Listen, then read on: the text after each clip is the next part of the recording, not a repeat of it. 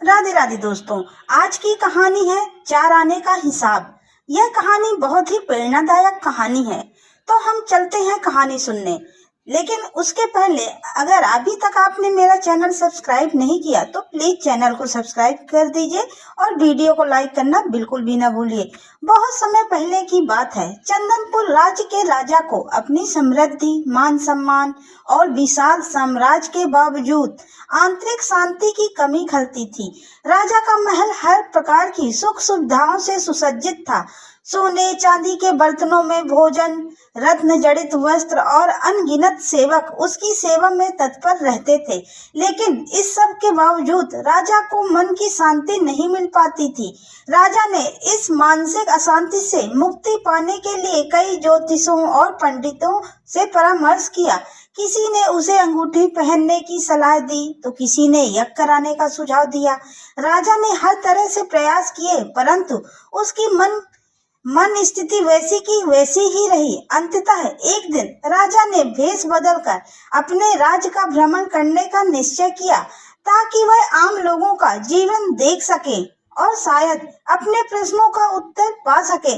राजा अपने सादे वस्त्रों में नगर भ्रमण करते करते एक खेत के निकट पहुंचा। वहां उसने एक साधारण किसान को देखा जो फटे पुराने वस्त्र पहनकर पेड़ की छांव में भोजन कर रहा था। किसान के चेहरे पर अद्भुत संतोष और प्रसन्नता की चमक थी। यह देखकर राजा के मन में विचार आया कि शायद इस किसान को कुछ स्वर्ण मुद्राएं दे दी जाएं ताकि उसके जीवन में कुछ और खुशियां आ सके। राजा किसान के समीप गया और कहा, भाई मैं एक राहगीर हूँ। मुझे यहाँ तुम्हारे खेत में 4 स्वर्ण मुद्राएं गिरी हुई मिली। यह खेत तुम्हारा है अतः ये मुद्राएं भी तुम्हारी ही हैं। कृपया इन्हें रख लो। किसान ने मुस्कुराते हुए जवाब दिया, सेठ जी ये मुद्राएं मेरी नहीं हैं। इन्हें आप अपने पास रखें या किसी जरूरतमंद को दे दें। मुझे इनकी कोई आवश्यकता नहीं है। राजा को किसान का यह उत्तर अचंभित कर दिया। उसने आश्चर्यचकित होकर कहा, धन की आवश्यकता किसी नहीं होती, भला तुम लक्ष्मी को ठुकरा कैसे सकते हो? किसान ने शांत स्वर में उत्तर दिया, सेठ जी मैं रोज 4 आने कमा लेता हूँ और उतने में ही प्रसन्न रहता हूँ।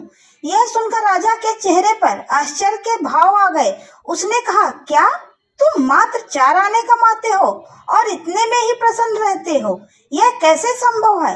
किसान ने जवाब दिया, सेठ जी प्रसन्नता इस बात पर निर्भर करती है कि हमारे पास कितना धन है। प्रसन्नता इस बात पर निर्भर करती है कि हम अपने धन का उपयोग कैसे करते हैं। राजा ने व्यंग भरे लहजे में पूछा, अच्छा तो बताओ तुम अपने इन 4 आनों का क्या क्या करते हो? किसान हंसते हुए बोला, इन 4 आनों में से मैं एक कुएं में डाल देता हूँ, दूसरा कर्ज चुकाने में लगाता हूँ, तीसरा उधार देता हूँ और चौथा मिट्टी में गाड़ देता हूँ। इतना कहकर किसान वहां से चला गया। राजा यह सुनकर असमंजस में पड़ गया। उसे किसान की बात का अर्थ समझ नहीं आया। वह सोचने लगा कि आखिर इसका क्या अर्थ हो सकता है। अगले दिन राजा ने अपनी सभा में यह घटना सुनाई और दरबारियों से किसान के कथन का अर्थ पूछने लगा। दरबारियों ने अपने अपने तर्क प्रस्तुत किए लेकिन कोई भी राजा को संतुष्ट नहीं कर पाया। अंततः निर्णय लिया गया कि किसान को दरबार में बुलाया जाए और उससे इसका अर्थ पूछा जाए। काफी खोजबीन के बाद किसान को ढूंढ लिया गया और उसे राजसभा में प्रस्तुत होने का निर्देश दिया गया। अगले दिन किसान दरबार में उपस्थित हुआ। राजा ने उसे अपने भेष बदलकर भ्रमण करने की बात बताई और सम्मान पूर्वक उसके पास बैठने का आग्रह किया। राजा ने कहा, मैं तुम्हारे उत्तर से प्रभावित हूँ। कृपया बताओ तुम अपने कमाए 4 आने किस तरह खर्च करते हो जिससे तुम इतना प्रसन्न और संतुष्ट रह पाते हो?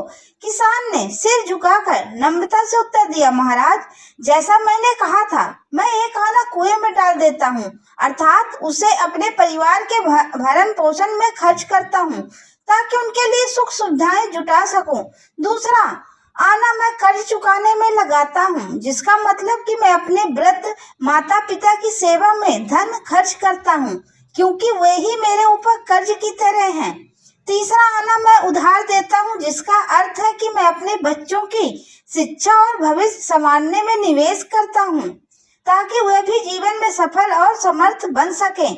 और चौथा आना मैं मिट्टी में गाड़ देता हूँ, अर्थात मैं एक आना बचा कर रखता हूँ, ताकि बुरे समय में मुझे किसी के आगे हाथ न फैलाना पड़े और यह धन किसी आवश्यक कार्य या समाज के हित में काम आ सके। किसान की बात सुनकर राजा की आंखों में संतोष की चमक आ गई। उसे समझ में आ चुका था कि उसके जीवन की अशांति का कारण उसके धन का असीम संग्रह और उसकी सीमित उपयोगिता थी।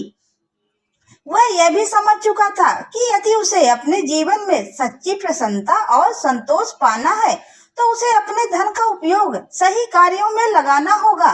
परिवार, माता पिता, बच्चों और समाज के हित के लिए राजा ने उस दिन से अपने जीवन को एक नई दिशा दी।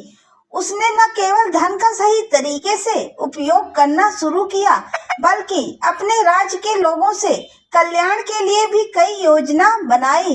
इस तरह राजा ने किसान से यह मूल्यवान शिक्षा पाई कि सच्ची प्रसन्नता बाहरी सुख सुविधाओं में नहीं, बल्कि अपने कर्तव्यों के निर्वाह और दूसरों के हित में धन का सदुपयोग करने में है।